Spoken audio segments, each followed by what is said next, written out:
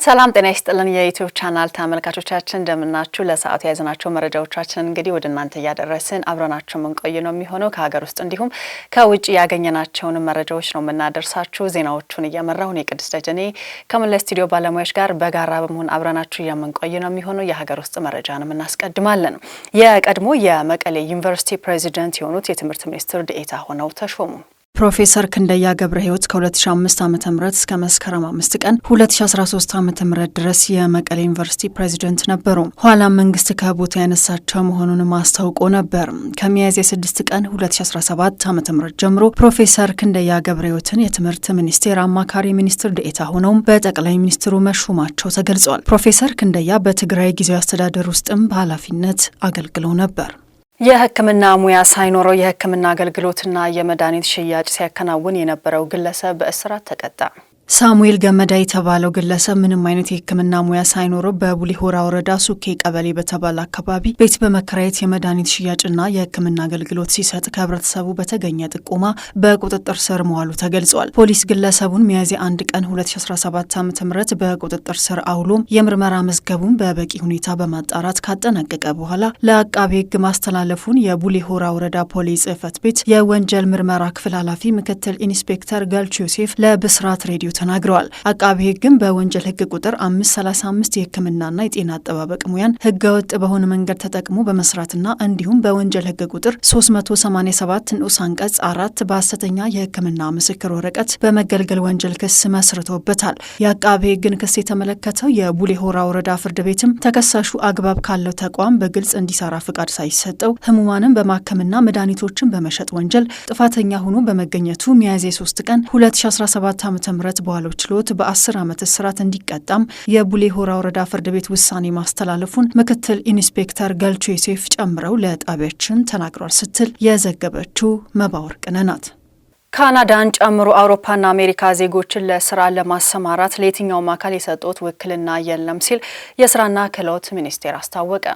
ካናዳን ጨምሮ አውሮፓና አሜሪካ ዜጎችን ለመላክ ከሚመለከታቸው አካላት ፍቃድ አግኝተናል በሚል በተለያዩ የማህበራዊ ትስስር ገጾች ህገወጥ ማስታወቂያዎችን በማሰራጨት ህብረተሰቡን ላላስፈላጊ ወጪና እንግልት የሚዳረጉ መኖራቸው ሚኒስቴር መስሪያ ቤቱ አስታውቋል። የማጭበርበር ተግባር እየፈጸሙ የሚገኙ አካላትን በህግ ተጠያቂ ለማድረግም በትኩረት እየሰራው እገኛለሁም ብሏል። በውጭ ሀገር ስራ ስምሪቱ የስራና ክህሎት ሚኒስቴር ወደ አውሮፓና አሜሪካ ዜጎችን ለስራ ለማሰማራት ለየትኛውም አካል የሰጠ ውክልና የሌለ መሆኑን ገለጸም ሲሆን ዜጎቻችን በስምሪቱ ተጠቃሚ ለመሆን ህጋዊ አማራጮችን ብቻ በመጠቀም ካላስፈላጊ ወጪ እንግልትና ሌሎች አስከፊ አደጋዎች ራሳቸውን እንዲጠብቁ አሳስበዋል። የሁለትዮሽ ስምምነት በተፈረመባቸው መዳረሻ ሀገራት የስራ ዕድል ማግኘት የፈለገም ማንኛውም ሰው ተቋሙ ባስቀመጠው ድረገጽ በመጠቀም የኢትዮጵያ የስራ ገበያ መረጃ ስርዓት ላይ በመመዝገብ ደህንነቱ የተረጋገጠ የውጭ ሀገር ስራ ስምሪት ተጠቃሚ እንዲሆኑም ጥሪ አቅርበዋል። የካናዳን ጨምሮ በተለያዩ የአውሮፓና አሜሪካ ሀገራት ለስራ ዜጎችን እንልካለን የሚሉም ቁጥራቸው ትንሽ የማይባሉ ግለሰቦችና ተቋማት መኖራቸውንም ብስራት ሬዲዮ ታዝቧል።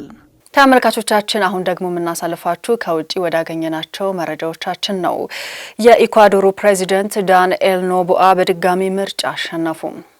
የመሀል ቀኝ ክንፍ ፕሬዚደንት ዳንኤል ኖቦአ የኢኳዶርን ፕሬዚደንታዊ ምርጫ ሁለተኛ ዙር አሸንፈዋል። በዚህም መሰረት የ4 ዓመት የስልጣን ጊዜያቸው ሙሉ በሙሉ የሚያገለግሉበትንም እድል አግኝተዋል። ድሉን ታሪካዊ ሲሉ የገለጹት ኖቦአ በስልጣን ላይ ከዳር 2023 ጀምሮ ባደረጉት ፈጣን ምርጫ ካሸነፈ በኋላ በስልጣን ላይ ይገኛሉ። ፕሬዚደንቱ ባለፉት የስልጣን ዘመናቸው በሀገሪቱ ውስጥ በሚገኙ የወንጀል ቡድኖች ላይ በወሰዱት ከባድ ወታደራዊ እርምጃም ይታወቃሉ። የግራ ክንፍ ተፎካካሪያቸው ሉዊዛ ጎንዛሌዝ ውጤቱ እንዳልተቀበለችና ማስረጃ ሳታቀርብ ምርጫው ተጨርብሯል ስትል ተናግራለች። የኢኳዶር ብሔራዊ የምርጫ ምክር ቤት አሃዝ እንደሚያሳየውም ለኖቦ ወሳኝ ድል አሳክተዋል። የመራጮችን 56 በመቶ ድምጽም አግኝተዋል። ምርጫው በፊት የተደረጉ ትንበያዎች እጩዎች አንገት ለአንገት ትንቅንቅ ላይ መሆናቸውን ጠቁመዋል። ውጤቱ ከተገለጸም በኋላ ከ10 ነጥብ በላይ ወይም ከ1 ሚሊዮን በላይ የመራጮችን ድምጽ በማግኘቱም አሸናፊው ማን እንደሆነ ምንም ጥርጥር የለውም ሲሉ ኖቦአ ተደምጠዋል። ይህም የተገኘው በሁሉም የዚህ ቡድን አባላት ጽናት፣ ትግልና በትጋት ነው ሲሉም አክለዋል። የኖቦአ ድል የኢኳዶርን ጎዳናዎችና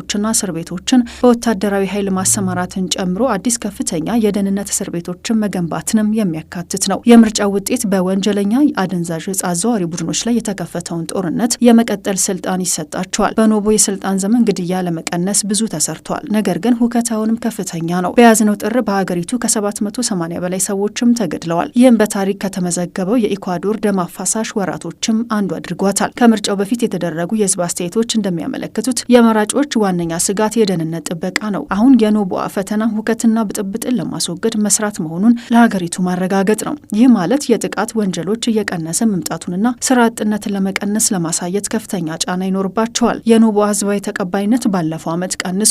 በተለይም የተስፋፋው ድርቅ በመላ ሀገሪቱ ከፍተኛ የኃይል መቆራረጥን ካስከተለም በኋላ ነው። አሁን ደግሞ የምናሳልፋችሁ ለሰዓት ወደ ያዝነው የመጨረሻው መረጃችን ነው የሚሆን። ይኸውም ደግሞ አስገራሚነቱ እንግዲህ እያነጋገረ ነው የሚገኘው። ሰርጉ ሊደገስ 9 ቀናት ሲቀሩት አማቹን ይዞ የጠፋው ሙሽራ እያነጋገረ ይገኛል። የ20 ዓመት ወጣት ነው የተባለው ሙሽራ ሰርጉ ሊደገስ ሳምንት ሲቀረው ሊያገባት የተዘጋጀ የነበረችውን እንስት እናት ከሆኑት የ40 ዓመት ሰው ጋር መጥፋቱ የበርካቶችን ትኩረት የሳበ ጉዳይ ሆኗል። ራሁልና ሺቫኒ በህንዷ ኡተር ፕሬዴሽ ግዛት በአሊግራ ከተማ ነዋሪ የሆኑ ወጣት ጥንዶች ሲሆኑ ግንኙነታቸው ወደ ትዳር ለማሳደግም በመጪው ረቡዕ ማለትም ኤፕሪል 16 ቀን ሰርግ ሊደግሱ ቀን ቆርጠው ነበር። በዚህ መሰረትም ወዳጅ ዘመድ በደስታቸው ቀን ይገኝ ዘንድ የጥሪ ካርድ ልከዋል። ተጋባዦቹም ይዘውት የሚሄዱትን ስጦታ ማዘገጃጀት ጀምረዋል። ነገር ግን በጉጉት የሚጠበቀው ቀን 9 ቀናት ሲቀሩት ታዲያ በርካቶችን ያስደነገጠ ነገር ተፈጠረም። የ20 ዓመቱ ወጣት ሙሽራ የውሃ ሽታ ሆኖ ቀረ። እዚያ ያዩት የሚል ሰውም ጠፋ። ነገር ግን ሙሽራው ለብቻው አልነበረም የጠፋው። አኒታ የተባሉት የሙሽሪት እናትም አብረውት ነበሩ። ነገሩ ግን በዚህ ያበቃ አልነበረም። ቀስ እየተባለ ነገሮች ሲጣሩ ወጣቱ ለአዲሱ ጎጆ መቀለሻ ሲባል ከፍቅረኛው ጋር በመሆን ያጠራቀሙትን ገንዘብ፣ የሙሽሪት እናት ደግሞ ከባላቸው ጋር በመሆን ሲቆጥቡት የነበረውን ገንዘብ ይዘው ነበር የጠፉት። ልትሞሸር ቀን እየቆጠረች ነበረችው ሺቫኒና አባቷን በባዶ ኪስ አስቀሯቸው። ታዲያ ራሁል ለመጨረሻ ጊዜ ቤተሰቦቹን ያገኛቸው ኤፕሪል 6 ቀን የነበረም ሲሆን ከቤት ሲወጣም ለሰርግ የሚሆኑ አልባሳትን ለመሸማመት በማለት ነበር። ነገር ግን የዛን ዕለት ቀን ምሽት ለአባቱ በመደወል ከከተማ እየወጣ እንደሆነና እሱን በመፈለግ ጊዜውን እንዳያባክን ይነግረዋል። የሙሽሪት እናትም ታዲያ በተመሳሳይ ቀን ነበር ለልጃቸውም ሆነ ለባለቤታቸው ምንም መልእክት ሳያስቀምጡ ከቤት ወጥቶ የቀሩት። ታዲያ በጉዳዩ ላይ አስተያየት የሰጠችው ሻቫኒ ፍቅረኛዬና እናቴ ለየት ያለ ግንኙነት እንደነበራቸው እጠረጥር ነበር። እኔ ኤፕሪል 16 ላገባው ነበር። ነገር ግን ይህ ከመሆኑ በፊት ከእናቴ ጋር ተያይዘው ጠፉ ስትል ተደምጣለች። አስላም ራሁልና እናቴ ላለፉት 3 እና 4 ወራትም ለረጅም ሰዓታት በስልክ ያወሩ ነበር። በመጨረሻም እናቴ ያለንን ሁሉ ገንዘብ ይዛብን ሄዳለች። ልቤንም ሰብረዋለች። ከዚህ በኋላ የፈለጋችውን ማድረግ ትችላለች።